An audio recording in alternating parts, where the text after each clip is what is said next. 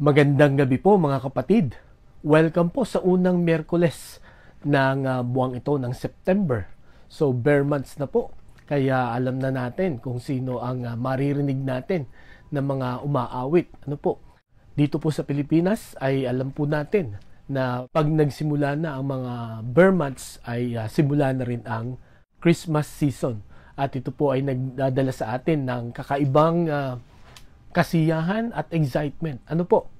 Nawa, excitement at kasiyahan nga po ang dala ng panahong ito. Hindi stress, hindi takot, or hindi pangamba. Okay? So ngayon pong gabi, muli ang akin pong panalangin, nawa ang bawat isa ay maayos ang kalagayan, malulusog ang pangangatawan, at walang anuman pong karamdaman. Ngunit patuloy po natin na ipanalangin yung mga kakilala natin, kaibigan natin, mahal natin sa buhay at kapatiran na meron pong karamdaman sa oras na ito. Nawa sa biyaya at kalooban ng Diyos ay manumbalik na po ang kanilang lakas, kanilang kasiglahan. Ano po? So sa atin pong pagpapatuloy, atin na pong buksan ang atin pong mga Bibles sa John chapter 6 verses 1 to 15. John chapter 6 verses 1 to 15, pakinggan niyo po at aking babasahin. Ang sabi po dito, sometime after this, Jesus crossed to the far shore of the Sea of Galilee, that is the Sea of Tiberias. And a great crowd of people followed him because they saw the miraculous signs he had performed on the sick. Then Jesus went up on the mountainside and sat down with his disciples. The Jewish Passover feast was near. When Jesus looked up and saw a great crowd coming toward him, he said to Philip, "Where shall we buy bread for these people to eat?" He asked this only to test him, for he already had in mind what he was going to do. Philip answered him, 8 months' wages would not buy enough bread for each one to have a bite. Another of his disciples, Andrew, Simon Peter's brother, spoke up, "Here is a boy with 5 small barley loaves and 2 small fish, but how far will they go among so many?" Jesus said, "Have the people sit down." There was plenty of grass in that place, and the men sat down, about 5,000 of them. Jesus then took the loaves, gave thanks, and distributed to those who were seated as much as they wanted. He did the same with the fish. When they had all had enough to eat, he said to his disciples, "Gather the pieces that are left over. Let nothing be wasted." So they gathered them and filled 12 baskets with the pieces of the 5 barley loaves left over by those who had eaten. After the people saw the miraculous sign that Jesus did, they began to say, "Surely this is the prophet who is to come into the world."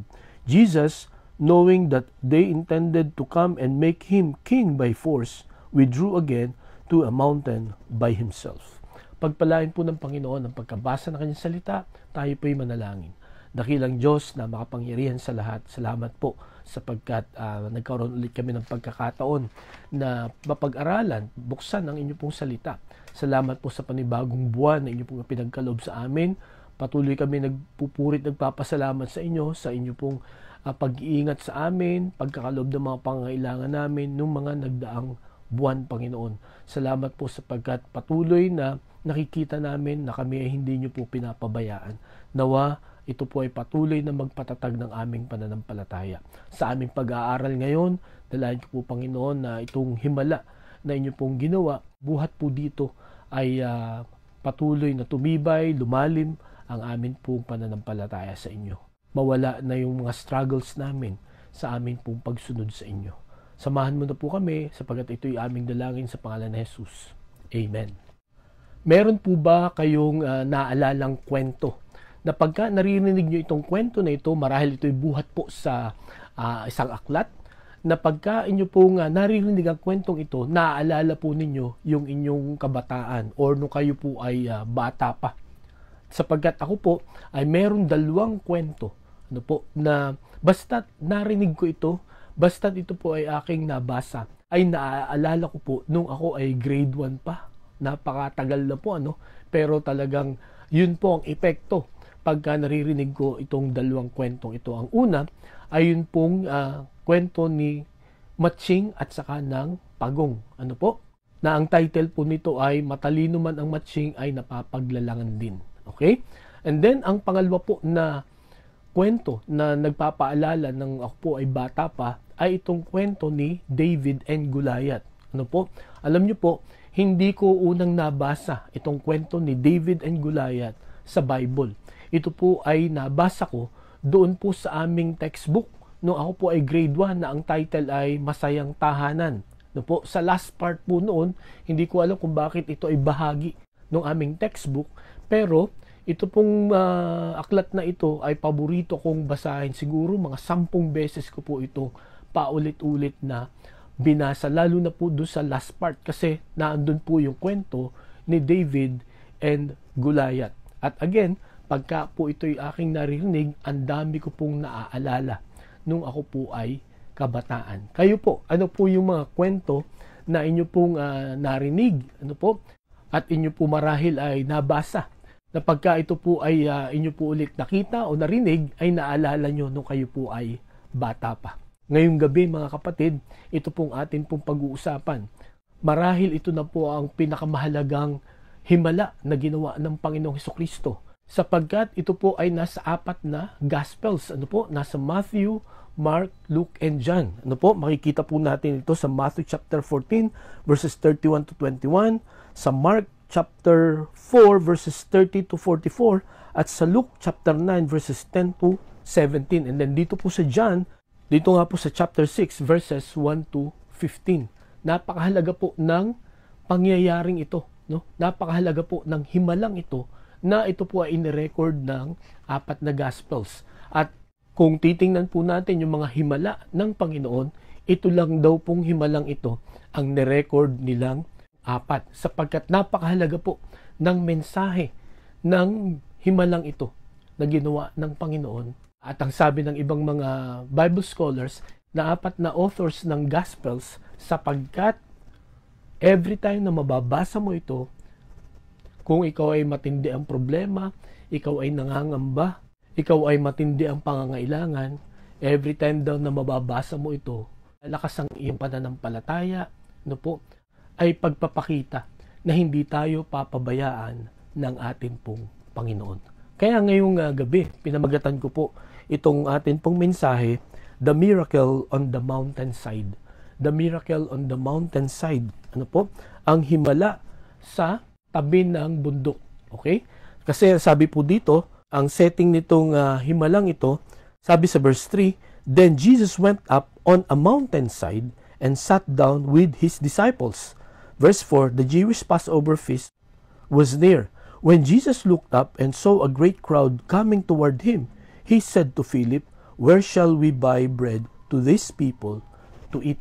Okay, so last week ang atin pong pinag-usapan ay yung nangyari sa chapter 5. Ano po?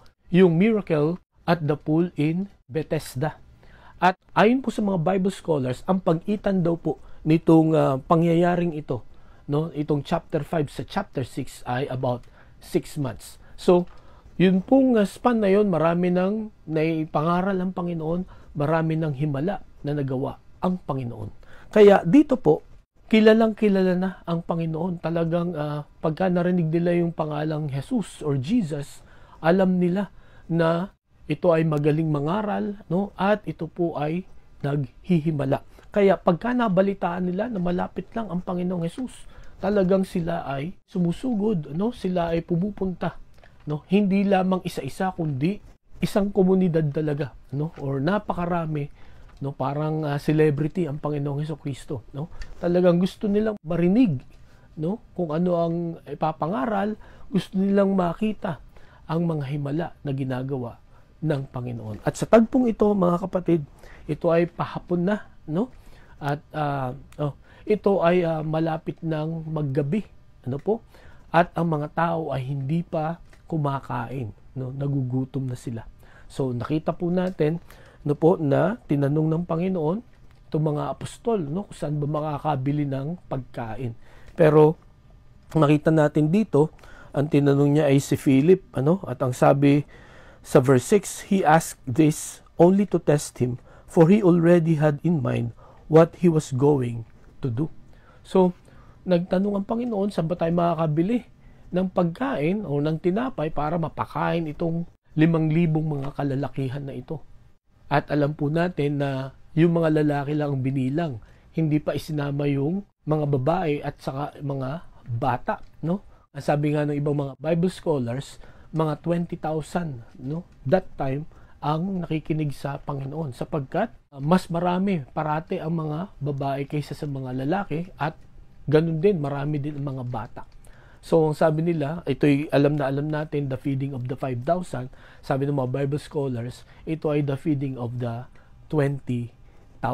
So, alam natin kung ano nangyari, no? Nakahanap itong si Andrew ng isang bata na may dalang 5 tinapay at 2 isda. No? Pero sabi niya, makakasapat ba to? Pero sabi ng Panginoon, sige, paupuin mo na lahat ang mga tao. And then, pinagpasalamat niya itong tinapay muna and then dinistribute. At yung 5,000 at yung iba pa na naandun ay nakakain. At silang lahat ay nabusog. And then after that, yung isda, pinasalamatan din ng Panginoon and then dinistribute at lahat ay nakakain din. No? At ang isa pang nakakamangha dito, may natira pa 12 baskets na punong-puno, no, ng mga leftovers, no? Kumbaga yung mga hindi naubos. So napakarami at napakain that day, that night, no? Itong mga taong ito. Mga kapatid, ngayong gabi, I'm sure ito po ay very familiar na. I'm sure ngayong gabi hindi lang ito ngayon yung napakinggan, no? Narinig nyo na ito sa iba-ibang mga mangangaral, nabasa nyo na ito marahil sa iba-ibang plat, ano po? Marahil ito ay nabasa nyo na rin sa Facebook or sa internet, no? Or sa social media, sapagkat nakakamangha po talaga itong pangyayaring ito. Pero ngayong gabi, mga kapatid, meron lang po akong 3 na gustong tingnan natin. Ano po?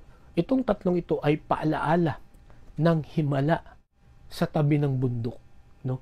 Na minsan na-overwhelm tayo, no? Natutuwa tayo sa tindi ng himala ng Panginoon.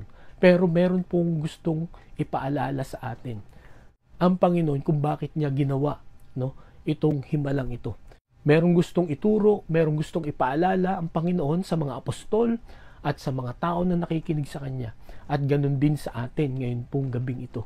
Every time po na mababasa natin ito, makikita lagi natin yung paalaala na yun, no? Sapagkat, gaya ng sabi ko po sa inyo kanina, ito po ay magbibigay sa atin ng kaaliwan, no? Lakas ng loob, na harapin ang bawat pagsubok na dala ng bawat araw, ng bawat linggo, at bawat buwan, at bawat taon. Ano po? So, ang una na makikita po natin na paalala ng himalang ito ay the scrutiny of faith, no? The scrutiny of faith. Ang sabi po dito sa verse 5 hanggang 7, when Jesus looked up and saw a great crowd coming toward him, he said to Philip, "Where shall we buy bread for these people to eat?"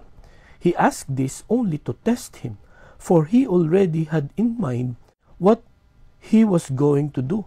Philip answered him, 8 months' wages would not buy enough bread for each one to have a bite. Okay? So, sinubok niya yung pananampalataya ni Philip. And I'm sure, sinusubok niya rin yung pananampalataya ng kanyang mga apostol. Tandaan po natin, ano, ang ating pananampalataya, ang ibig sabihin po ng pananampalataya, yung ating paniniwala sa Diyos, ano, paniniwala sa Panginoon. No? Ito po ay laging susubukin. Ano po? Ito po ay titingnan ng Panginoon kung gaano nakatibay. No? Hindi para wasakin, hindi para i-degrade tayo kung makita natin na maliit pa pala, kundi para i-encourage tayo, para ipakita sa atin na nandito pa lang pala tayo na level, na pwede pa natin itong itaas, no? Yung level ng atin pong pananampalataya, katulad po ng nangyari dito. Ano po? Tinanong niya, no, si Philip kung saan makakabili ng tinapay, ano po? Hindi dahil sa hindi talaga alam ng Panginoon, kundi yun nga, sabi dito, alam na ng Panginoon yung gagawin niya, no? Sinusubukan niya lang itong si Philip kung gaano na kalalim or kababaw ang kanyang pananampalataya sa Panginoong Kristo. Sapagkat matagal na silang magkakasama, marami na siyang himala na nakita na ginawa ng Panginoon. Marami na siyang mensahe ng Panginoon na narinig. So, this time ay sinubukan niya kung gano'n nakalalim ang kanyang pananampalataya sa Panginoon. At gano'n din mga kapatid tayo. No? Ang paalala ng himalang ito ay susubukan ng Panginoon kung gaano katibay, katatag ang atin pong pananampalataya. At again, masusubok mo nga kung gaano katatag ang isang pananampalataya pagka may pagsubok. Ang pagsubok dito ay, yun nga, papaano mo papapakain ang 5,000 men? No? Saan ka bibili? No? Magkano ang halaga na magagastos mo? At itong pagsubok na ito ay masasabi ko po na unthinkable or unsolvable in our human minds. No? Ito yung mga problema na walang sagot. No? Ito yung mga problema na hindi mo alam kung anong gagawin mo. Ito yung mga problema na ipagpapasa Diyos mo na lang. Di po ba? Dito, sa problema ito, paano papakain ng 5,000? No? Saan ka bibili? No? Magkano halaga ang kailangan mo? Ang sabi niya nga ni Philip, ang tindi ng assessment niya, yung 8 buwan na sweldo ay hindi sapat para ang bawat isa ay makakagat man lang. Di ba? So, tandaan natin mga kapatid, sa atin pong pagsunod sa Panginoon, susubukan at susubukan niya ang atin pong pananampalataya, ang ating pagtitiwala sa atin pong Panginoon. Ang sabi po sa James chapter 1 verses 2 to 4, sabi dito, "Consider it pure joy, my brothers, whenever you face trials of many kinds, because you know that the testing of your faith develops perseverance. Perseverance must finish its work so that you may be mature and complete, not lacking anything." So mga kapatid, ang mga pagsubok na ipinapadala ng Panginoon, ang mga pagsubok na nararanasan natin sa bawat araw, may dahilan po ito. Hindi po ito aksidente. Ito pong nangyari dito po sa mountainside, no? Itong more than 5,000 na ito na gustong pakainin ng Panginoon, hindi po ito aksidente. May dahilan ang Panginoon kung bakit nangyari ito. At yung tanong niya kay Philip, hindi niya yung tinanong dahil hindi niya alam kung ano ang gagawin niya or kung ano ang sagot doon sa kanyang tanong. No? Kundi, meron siyang gustong gawin, meron siyang gustong ma-develop, meron siyang gustong mangyari sa atin pong pananampalataya. At ang sabi nga dito sa James chapter 1 verses 2 to 4, ang sabi dito, "The testing of your faith develops perseverance." No? Pagtsatsaga. No? And then ang sabi dito, "Perseverance must finish its work so that you may be mature and complete, not lacking anything." Ikaw ay lalago, no? Ikaw ay titibay na wala ka nang kakailanganin pa, no? Kumbaga, yung iyong pananampalataya, no, ang gusto ng Panginoon, makumpleto mo 'yon. Kumbaga sa pag-aaral, no? Sana makaabot tayo ng doctorate. At pagka na-reach natin yung doctorate, we are complete, no? We lack nothing, no? Kumbaga ay yung formal education ay tapos na. Although again, kahit tapos na tayo ng doctorate, hindi natatapos ang ating pagkatuto, no? Sabi nga nila, there is always room for improvement. Okay? So, ang ibig pong sabihin, no? Yun ang goal ng Panginoon sa bawat isa sa atin, na tayo po ay mag-mature sa atin pong pananampalataya. Ano ba ang itsura pagka ikaw ay matured na sa iyong pananampalataya? Ito po ang aking na-realize. Hindi ka na nag-i-struggle sa pagsunod mo sa Panginoon. No? Hindi mo na kini-question kung ano man ang kanyang iutos sa iyo. Ang gagawin mo lang, no, lagi kang susunod. At ang sabi nga ni Haring David, no, sa Psalm 40 verse 8, "I delight to do your will, O my God. Your law is within my heart." Okay? So, ang sabi niya doon, I delight, ikinagagalak ko. Sa ibang translation, I desire to do your will, Oh my God, no? So, I believe yun po ang stage na gustong maabot na ng Panginoon ng atin pong pananampalataya, na lahat ng kanyang iniuutos sa atin, no? Lahat ng kanyang kalooban sa atin ay hindi lang natin basta gagawin, kundi gagawin at susundin natin ito ng may kagalakan. Ngayong gabi, mga kapatid, alam niyo po ba kung ano ang kalooban sa inyo ng Panginoon? Sinusunod niyo ba ito? At sa inyong pagsunod, meron po ba tayong kagalakan?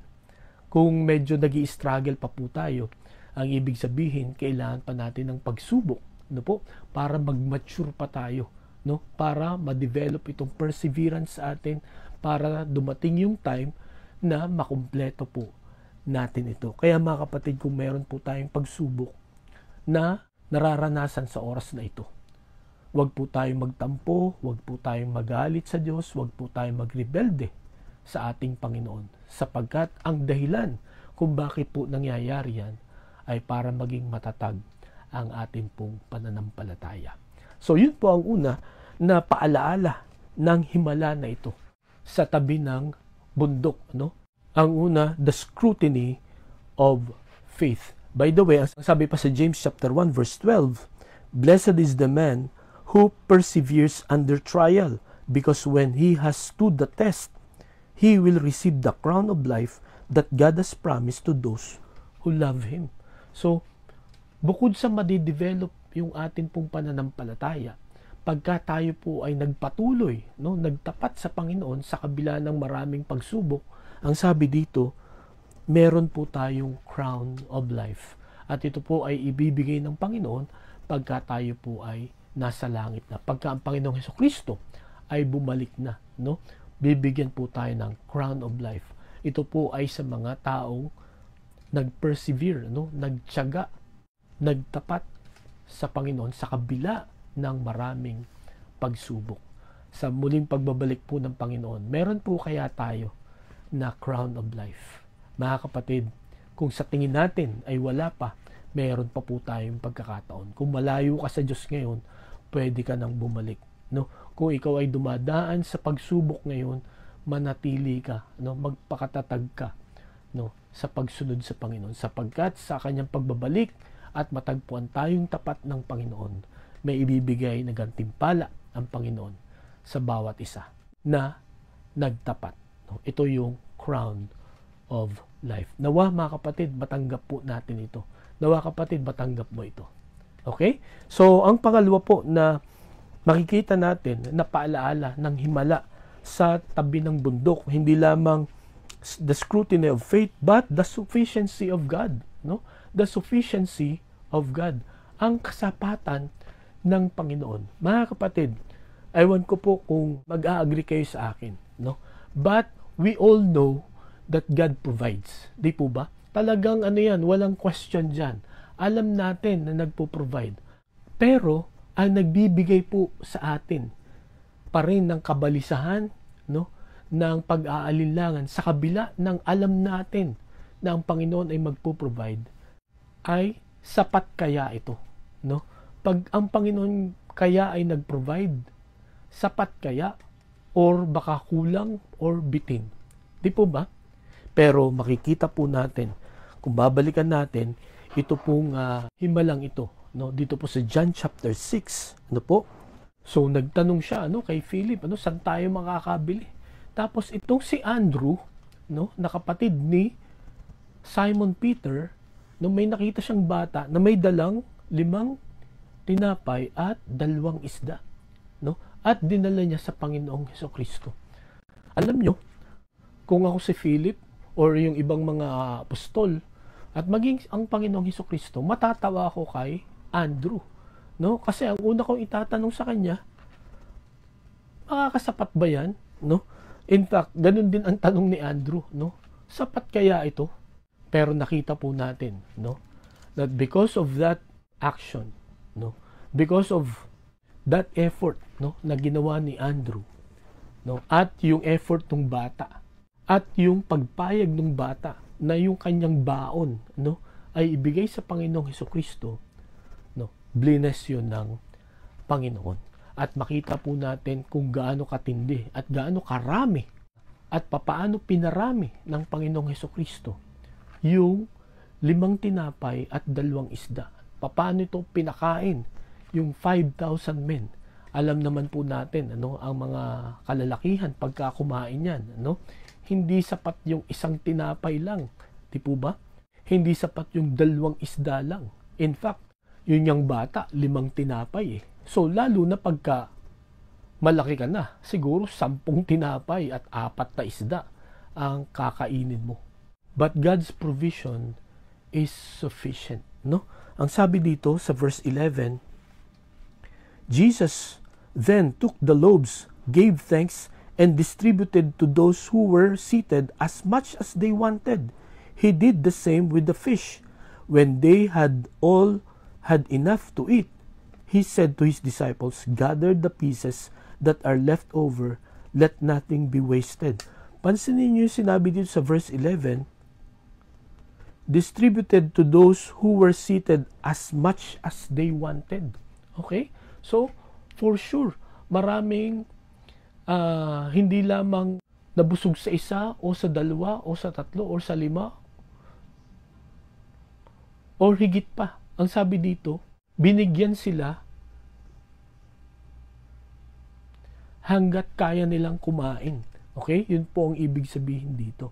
Hanggat hindi sila busog, at sila'y nag-request ng some more bread, some more fish, ay pinagkakalooban sila.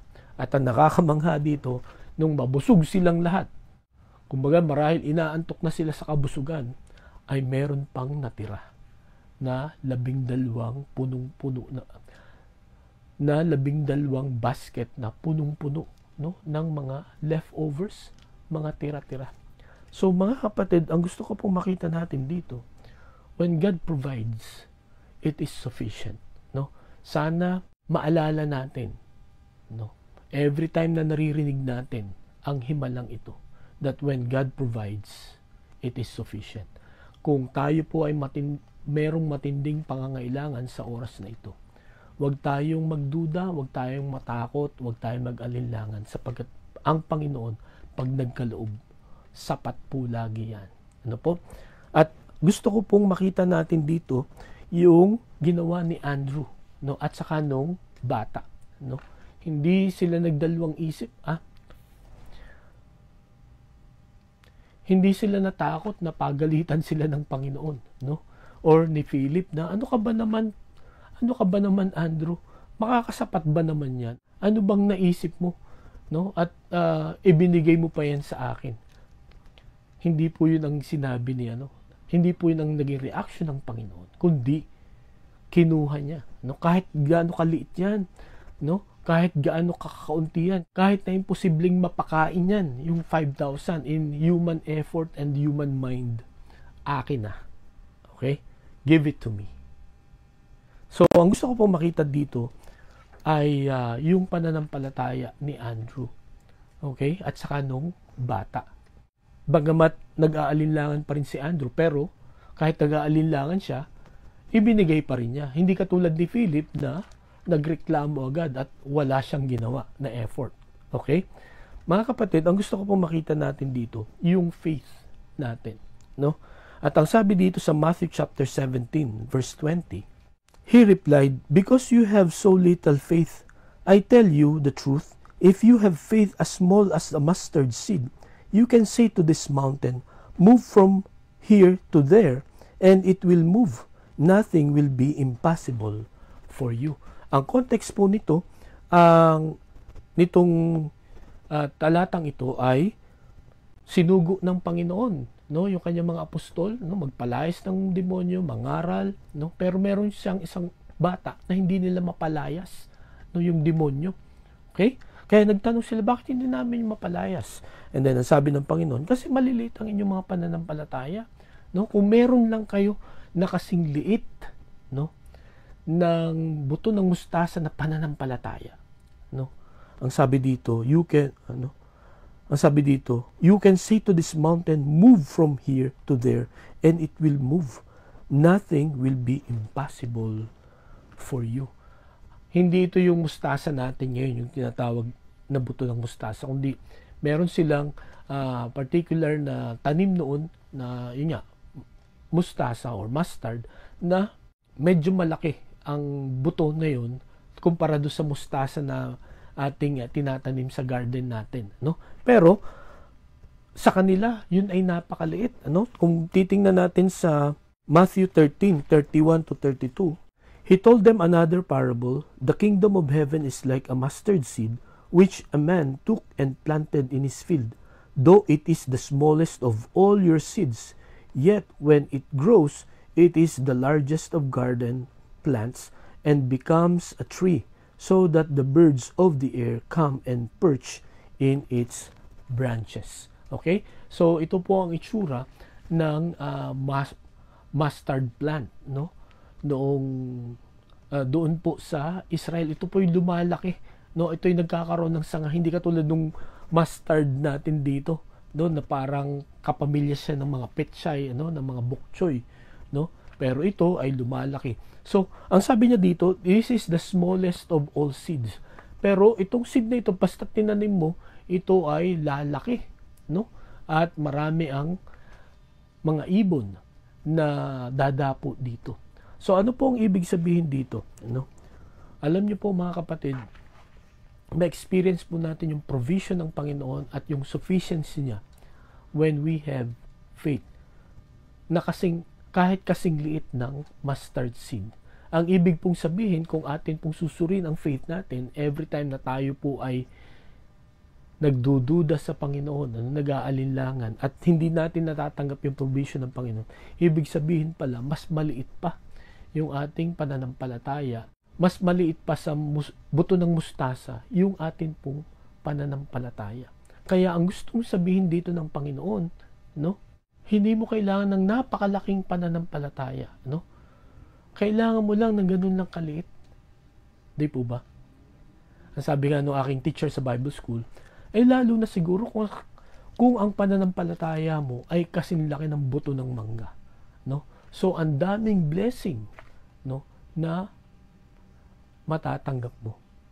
Ma-experience mo ang sufficiency ng Panginoon. Dito po pinakita, dito sa himala, sa tabi ng bundok, pinakita ng Panginoon na pagka siya nag-provide, hindi ka magkukulang, no? Talagang sapat, no? Busog ka, no? Hindi ka mabibitin basta sumampalataya ka lang sa atin pong Panginoon. Kaya nga, napakahalaga nung number 1, yung scrutiny of faith, no?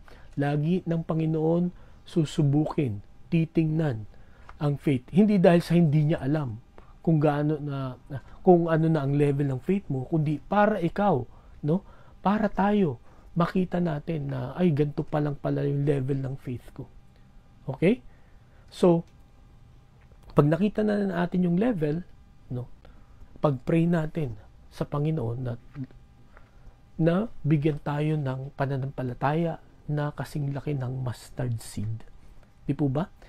Then we will experience the sufficiency of God.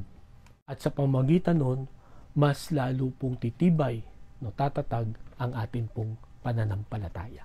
So yun po ang pangalawa na paalaala ng himalang ito sa tabi ng bundok. No? Ang una, the scrutiny of faith.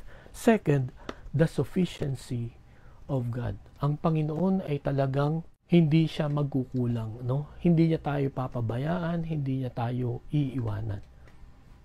Sapagkat ang Panginoon, ang gusto niya ay i-bless po tayo, no? Kung babasahin niyo po ang buong Biblia, ano? Yun po ang makikita natin na desire ng Panginoon sa mga tao. Kung susunod lang tayo, we will experience His blessing. And I know, kung tayo lang ay uupo at iisa-isahin natin ang mga pagpapala ng Panginoon, ay tunay po na kulang ang tinta, no? Kulang ang mga panulat natin para isa-isahin po ang mga pagpapala ng Panginoon. Kaya nawa sa atin pong pakikinig ng pangyayaring ito, kung ikaw po ay nangangamba, natatakot sa gabing ito po ay magbibigay sa atin ng kaaliwan at mas matatag na pananampalataya na I know that we know, no, God will provide and His provision is sufficient. Okay po? So yun po ang pangalawa. At ang pangatlo na pinapaalala ng himalang ito, hindi lamang po the scrutiny of faith, the sufficiency of God, but thirdly, the stewardship of gifts and time. No? Stewardship of gift and time. Okay, ang una, ang sabi dito, sa verse 12, when they had all had enough to eat, He said to His disciples, gather the pieces that are left over, let nothing be wasted. Okay? So, lahat ng pinagkaloob sa atin lahat ng kinain nila, no? Ayaw ng Panginoon na may masayang, o may matapon, kaya ipunin. Hindi ko alam kung anong ginawa nila dito sa 12 baskets full of leftovers. Marahil kanila itong binaon, no? Kinain nila, or yung iba marahil ay baon nila doon sa iba. Okay? Pero ang gustong ipaalam sa atin ng Panginoon dito ay dapat marunong po tayo na mamahala ng mga bagay na meron tayo. Huwag nating itapon, huwag nating aksayahin. Dapat ay gamitin po natin ito. No? Marami pong binigay sa atin ng Panginoon. Buhay natin, talento natin, kayamanan natin, lakas natin, at marami pa pong iba. Ito po ba ay pinapamahalaan natin ng maayos? Kaya, yun po ang gustong ipaalam dito ng Panginoon sa atin. No? We need to be a good steward. No? Dapat lahat ng blessings, no, na matatanggap natin, pamahalaan natin ito ng maayos. Ang best, no, na paraan ng pag-manage ng blessing ng Panginoon ay ibahagi natin ito sa iba, lalo na sa mga nangangailangan. No? Ayon ng Panginoon, sarilinin natin ito, no? Sapagkat ang sabi sa 2 Corinthians chapter 8, no? Kaya tayo binibless ng Panginoon ay para maging blessing din tayo sa iba. Para tayo maging generous din sa iba.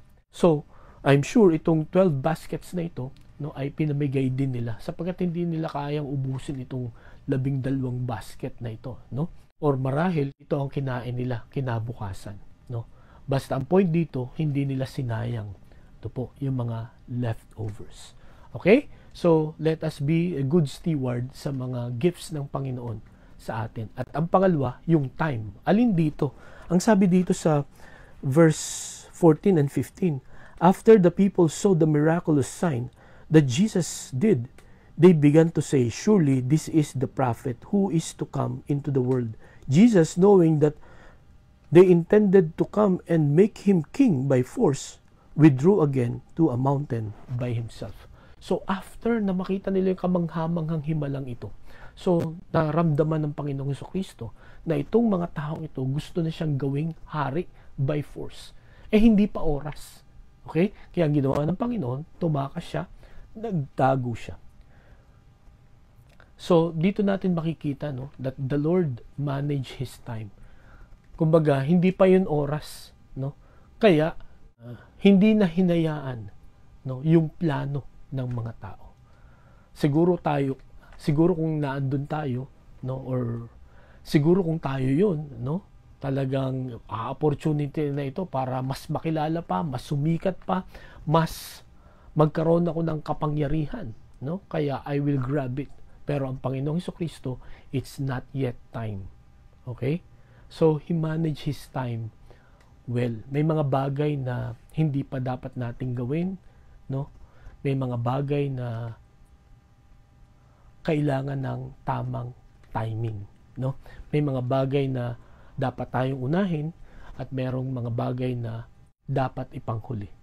Ngayong gabi, mga kapatid, do you manage your time well? Do you know your priorities?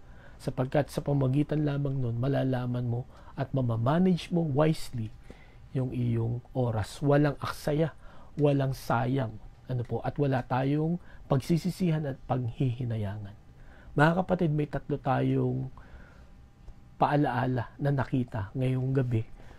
Buhat po sa himala, sa tabing bundok. No? Ang una, the scrutiny of faith. Secondly, the sufficiency of God. And thirdly, the stewardship of gifts and time. Kaya nawa mga kapatid, nagbigay ito sa atin ng kaaliwan, no? Nagbigay sa atin ng encouragement. Ito po, lalo na kung sa bawat araw, marami tayong pagsubok na kinakaharap. At nawa ang atin pong pananampalataya ay mas lalong tumatag sa atin pong Panginoon. Tayo po'y manalangin. Dakilang Diyos, salamat po sa pangyayaring ito. Madalas na namin itong naririnig. Marami na rin kaming mensaheng narinig buhat dito. Pero dalayan ko po, Panginoon, nawa ang himalang ito, ang pagpapakain sa more than 5,000 people. Ito po, Panginoon, ay magtanggal ng amin pong pangamba, ng amin pong pag-aalinlangan, na tunay po na ikaw ay magpo-provide and you will provide sufficiently. At dalayan ko po, Panginoon, na magkaroon kami ng mas maliwanag na pananaw sa pagsubok na dumadaan sa amin. Na sa halip na kami ay magtampo, magalit, kami po ay mas lalong umasa, mas lalong kumapit, mas lalong lumapit, Panginoon, sa inyo. Sapagkat ang purpose po ng pagsubok ay para mas lalo kaming maging matatag, mas lalong mawala yung struggles namin sa pagsunod sa inyo. Sa halip ay magkaroon kami ng kagalakan. At ang pangatlo ay maging maayos ang aming pamamahala ng mga blessings mo. Panginoon, salamat po sa mga katotohanan ito. Salamat sa mga paalalang ito. Sapagkat lahat ng ito'y dalangin namin sa pangalan ni Jesus. Amen. Maraming salamat po sa inyong pakikinig. Pagpalain po tayo ng Panginoon, mag-ingat po tayo, at magandang gabi po sa bawat isa.